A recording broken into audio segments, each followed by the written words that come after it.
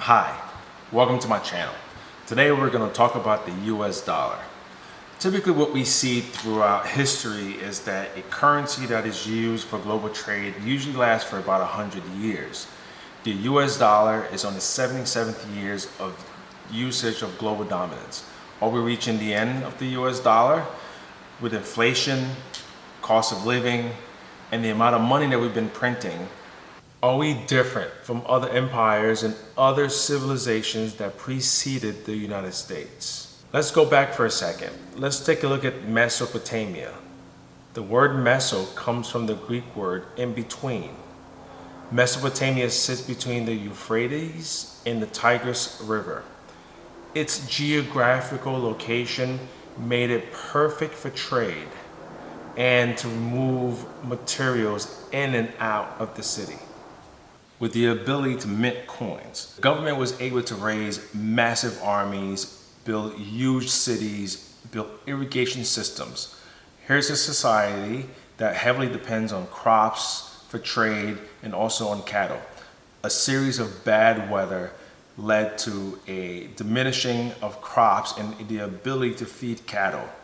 Naturally, the people revolted and now with less money coming in, the quickest way for the government to try to raise money is to raise taxes.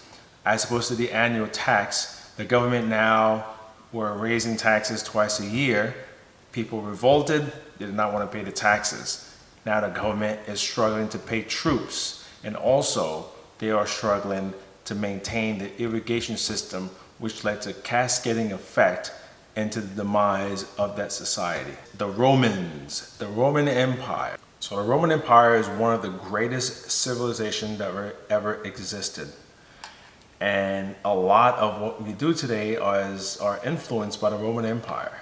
The Roman Empire aqueducts revolutionized the movement of water. Roman roads connected trade routes from Europe, Africa, Asia. The Roman Empire, the Roman army conquered more than 5 million square kilometers of territory. The Roman government minted two currencies, one gold, one silver. The gold currency was called the aureus, and the silver currency was called the denarius. However, the denarius was the coin that was used mainly by the population. During the height of the Roman Empire, the denarius was about 99% or 90+% of pure silver. And the gold coin was about pure 99% or 98% as well of pure gold. One of the currencies that was mainly used by everyone, which was highly minted by the government, was the denarius, which was the silver coin. However, the Roman military-industrial complex added costs without ever reducing them. There was always new borders needed protecting, new militaries that needed to be raised, new enemies to be fighting, new trade routes to be built. So you get the idea. So constant spending without replacing it, constantly debasing the currency, replacing the silver and adding copper and other metals, quickly debase and devalue the money. What happens when a society is running out of money? They do three things. One, they take on debt. Two, they increase taxes. Three, they start debasing their currency. So what do you think happened? 99% of that wealth, all of that money printing, take away money from the general population, which now concentrate most of that wealth into the hands of a few people. What happens ultimately to the demise of the Roman Empire? That led to people protesting, that led to riots, and it also led to civil war. Just to give you a scale of the debasing of the currency. During the reign of Julius Caesar, one gold aureus was worth 25 denarii. 300 years later, one gold coin was worth thousands of denarii. By 330 years, one gold coin was worth hundreds of thousands of denarii. By the end of the Roman Empire, one gold coin was worth millions of denarii. So the value of the denarii became less and less. People lost trust in the currency. they stopped using the currency. Using the gold coin also provided stability in the currency and also established confidence in the currency. But the Roman Empire using gold to stabilize their currency, and that practice was used throughout Europe and also through the Roman Empire Eastern colonies.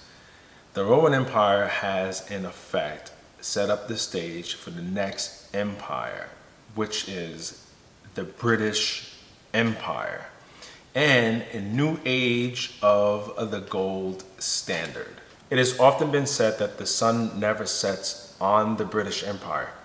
With a strong military and a navy, the British Empire basically had empires and colonies all over the globe, from Australia to the Americas. The British Empire basically ruled trade, commerce, and currency. Therefore, it was the Dutch which served as a model for bank money and reserve currencies stabilized by a central bank.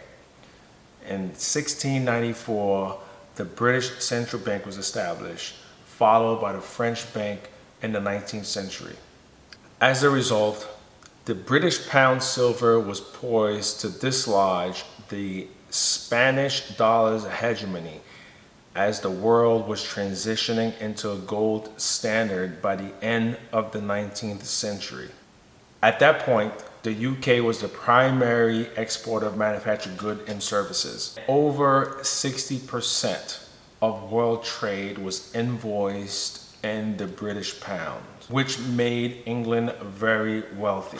By 1816, the British pound was used for trade throughout the world.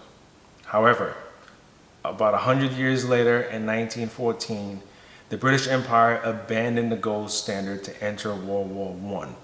As a result, the British Empire needed to print more money, issue more debt, increase productivity with the factories. As a result, that created inflation and the devaluation of the British pound. From 1915 to 1918, inflation has basically taken over, with goods and services increasing by as much as 22%. By the 1920s, the British Empire tried to restore confidence in the British pound, but by 1929, the Great Depression happens, and that significantly dampened their efforts to get back to sound money. The British pound rule was basically over. By the time World War II rolled around, the British Empire was no longer that of old. It became a shell of itself. It was heavily reliant on the United States through Lend and Lease program, through FDR, to supply it with goods and services to allow it to fight off the German army. After World War II in 1944, the baton had been passed to the United States. The British pound would no longer be used through international trades, ushering in the U.S. dollar. During this time as well, the IMF was created. The International Monetary Fund was also created to also ensue confidence in the currency. By 1958, the Bretton Woods system became fully functional as currencies became convertible. Countries settled international trades and balances in U.S. dollar. So the U.S. dollar was also convertible into gold. So 1 ounce of gold was worth 35 U.S. dollars. And it was also the responsibility of the United States to maintain stability in the currency by issuing the amount of dollars that's equal to the amount of gold that we held in our reserve. However, the Vietnam War came around and the U.S. started spending money out of control. Other countries who looked at the U.S. when skeptical were saying, well, I don't think the United States has the amount of gold as that is issuing dollars. We want our gold back. So in 1971, Richard Nixon was his president, stepped in and said that the United States would no longer allowing convertibility from gold from the U.S. dollar into gold, and that he was going to shut down and suspend the gold window temporarily. Well, we never went back on the gold standard. In 1973, the petrodollar system was created through a deal between the U.S. and Saudi Arabia. The system was simple. The country agreed to price and trade oil in U.S. dollars. As a result, other oil producing countries followed suit, which is what's called the petrodollar. So basically how this works is, in order to buy Saudi Arabia's oil, you would have to convert your currency into US dollar, which automatically intrinsically adds value to the US dollar. So that means that you need to keep certain portions of your currency in US dollars. For selling their oil in US dollar is that the US will provide protection for Saudi Arabia, provide them weapons.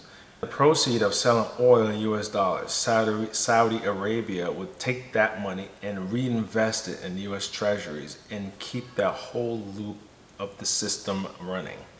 So now other countries, which then needs oil to run their economy, have to hold and get US dollars. If I have US dollar, another country has US dollars, it's easier now to trade. So the Treasury Department in the United States, we could print money, trillions and billions of dollars, because it will get absorbed through the international community because they need to hold US dollars. By tying the United States dollar into a commodity like oil, it adds value to the US dollar. And that's why it's being used throughout the world as a world reserve currency. Some of that proceed being reinvested back in the US market made the United States wealthier beyond its wildest dreams. With newfound fortune, the United States began to fund the military-industrial complex, building massive cities and huge skyscrapers. New enemies needed to be fought. New borders needed protecting. New trade routes need to be established. New interests needed to be forged. As a result, we're seeing US print money into oblivion, which now is causing inflation, political unrest. All of this money now is being all this money printing, all this flooding the market and our system with money. We're seeing that money being concentrated into the hands of a minority. We're seeing wealth, inequality basically widening. That gap is getting bigger and bigger. And also too, because now we're a big kid on the block and our currency is the world reserve currency, we begin bullying other countries into doing the things that we want them to do. If they don't behave the way we like, we sanction them. And quite frankly, other countries are getting sick and tired of it. China and Russia basically are brewing up a challenge to the US dollar. And what does that mean? What does that mean for us? What does that mean for the US empire? What does that mean for the US population and the people? Are our fate going to be similar to that of the Roman Empire? Are we going to see mass rioting, mass protest? Are we going to see civil war? As that currency is becoming less and less valuable, as it's costing more and more and more and more for goods and services, are we going to see more of that political unrest? How do we bring stability back into this US currency? How do we bring confidence back to the US currency?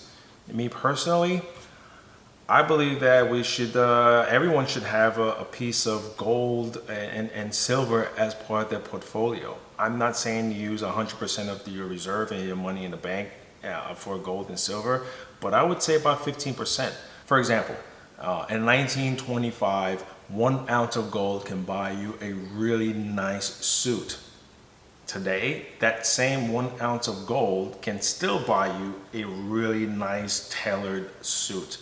So the point is that gold will maintain its value. People that have gold, people misunderstand gold. Gold is not an investment. You're not going to get rich with gold, but what it does is it will maintain your purchasing power. So you should have some of that in your portfolio. Where do we go from here? I don't know. As the U.S., as we're expanding, the U.S. Military conflicts are becoming more and more a reality. As life becomes a little bit more and more difficult for the American people, are we towards the end? And what does that mean? How do we prepare?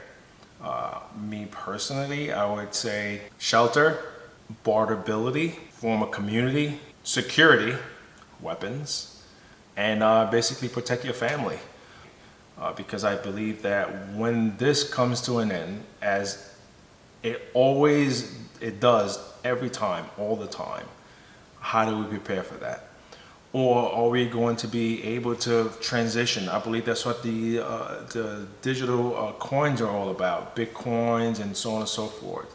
I think that we're trying to transition out of this monetary system into a new one. And what is that going to look like? Can we make this happen? Can we do this? Can we avoid the pitfalls of every other empire that preceded the United States? I'm not sure we can. What do you think? Thank you for watching. It took me a lot of time and a lot of effort to research all this material and to put this video together to bring it to you. If you find value in the content that I'm bringing you, please like and subscribe down below. That way it will help with the algorithm and I could bring you more of these type of videos and these types of content. Thank you.